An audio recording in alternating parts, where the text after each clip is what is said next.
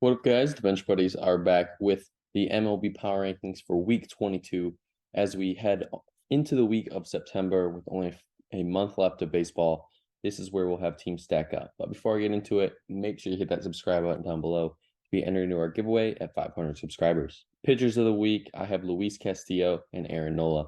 These two guys threw 14 innings, 15 and 14 strikeouts, both got 2 wins, 2 quality starts. Pretty replica performances this week, even in their games where they each had a game where they went 7 innings and only gave up 1 hit and 1 walk. And these guys are starting to become the solidified aces, which you want to see come the last month of the season for these teams making a playoff push. The hitters of the week are Adam Duvall and Marcell Ozuna. A lot of people forget that Duvall had an excellent start to the season of good 30-ish games before he got hurt and was out a majority of the summer months, but now he is back and he is, starting to get back into that routine of him just mashing baseballs consistently.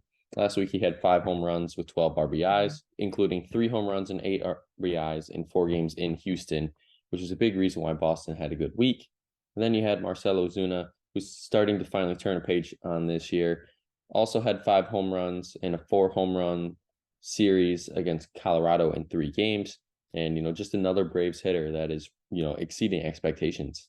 The dogs of the week are none other than the Milwaukee Brewers, the only team that went undefeated last week, and going 5-0, sweeping Minnesota in a short 2 game series and San Diego in a 3 game series. And not only did they just win 5 last week, they also are on an 8 game winning streak right now. They won 3 on the road in Texas, 2 against Minnesota, and 3 versus San Diego. And because they are on that 8 game win streak, they have a 4 game lead in the NL Central. And they have the lead on the Cubs, but the Cubs are still playing some really good baseball. They're hot as well. But we'll see if the Brewers can keep it going as they actually play the Cubs today, tomorrow, and I believe Wednesday. Yeah, today, tomorrow, and Wednesday. And then they have a 3 game series on the weekend against the Phillies, in which will be a good test for all 3 of those teams. The duds of the week are going to be the Texas Rangers. And this team, well, it is hitting the fan right now currently for the Rangers. 1-9 in their last 10 games. Twins, Diamondbacks, Brewers were the teams that they've all lost to. So some good playoff baseball teams. You're going to be a playoff baseball team yourself. You got to start winning these games. And they go to New York for the Mets series in a 3 game series this week. And then they get the Twins again at home this time. So maybe this week they'll get the Twins back. But they're starting to slip in that AL West race. It is only 1 game back from the Mariners right now. They had such a big lead at the beginning of the year, and it's now they don't have the lead, and they also have the second wild card spot right now, tied with the Astros, but they have the tiebreak, and the Blue Jays are the odd team looking out 2.5 back. And they also get Evaldi back, which is a big boost to their rotation. Biggest movers, obviously, two of the 6 teams on here I already talked about, but the Mariners and Phillies are moving up too, while the Blue Jays and Giants are moving down. We'll start with 30 through 21. Not really much changing here, just some good weeks and bad weeks for all these teams.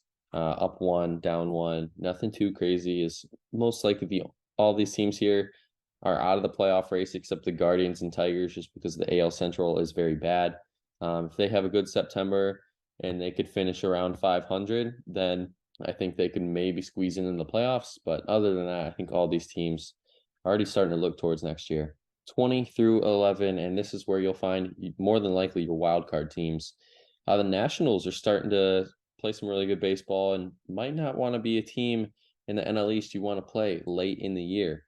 And, they've been, I think they're 10-3 in their last 13, something like that. They've been very good. The Angels, probably regretting going all in at this point. And Shohei, obviously, with his torn UCL, he's done pitching this year, but he will continue to hit. Trout back on the IL. Not really much is going on in LA for those Angels. Padres, Marlins, and Twins all stay put as well, as they have mediocre weeks at best. The Giants are moving down too after a 2-4 week. Did get a win against Atlanta last night on Sunday Night Baseball, which was good for them. While they stumble, the Reds and Diamondbacks move up 1 spot after the Diamondbacks had a great week and the Reds have a winning record. Then the Red Sox move down one, and the Rangers, yes, the Rangers fall out of not just the top 5, but the top 10 as well, as they, are 1-5 last week, and 73-57 still pretty good. But as of late, this Rangers team has not looked like the playoff baseball team we've seen all year long. The top 10, we'll start with the Cubs. The Cubs 69-61, 5-2 last week, and they're moving up 2 spots to the 10th spot. And they're still behind the Brewers by 4 games in the division. But if the Cubs keep playing baseball like this, it's hard for me to imagine that this team won't find its way either into a wild card spot or possibly even win the division. It just seems right now it's the Brewers and Cubs division to lose. And, the Reds are still hanging around, but I don't know. It just seems like those two have been more consistent than the Reds have been. At 9, the Blue Jays moving down 3 after a 2-4 week. They're starting to struggle and hit their woes. Hopefully they can turn that thing around, because I'm really hoping they can make the playoffs and get some playoff baseball back in Toronto. Phillies, Astros, Brewers, and Mariners are all moving up spots, but Phillies, Astros, and Brewers, great teams starting to click at the right moment. Then the Mariners. I just saw a stat today going into tonight's game. The Mariners have a better pace through the last 50 games than the Tampa Bay Rays had this first 50 games of the year. The Rays started 35-15. Well, right now in the last 50 games, the Mariners are 36-14. Yes, 36-14. That's correct. So these Mariners team have absolutely turned it around since the start of July. And I don't know who you want to thank. You can thank the rotation for being great. You can thank the consistent hitting and Julio turning his season around. And it's not like they have these huge, big market names. It's just Julio and Teoscar Hernandez are the big names that you want to know there. The Mariners are finding ways to win, and I give them credit for doing it, especially in a tough AL West. And then the remaining top 4, Rays, Dodgers, O's, and Braves on top. Yet again, nothing changes there, as these teams are playing really good baseball. Possibly the O's and Dodgers and Rays could all change spots, but if the Braves, the only way they're falling on number 1 is if they go for 0 in a week, and it's hard for me to imagine that will ever happen for the rest of the year.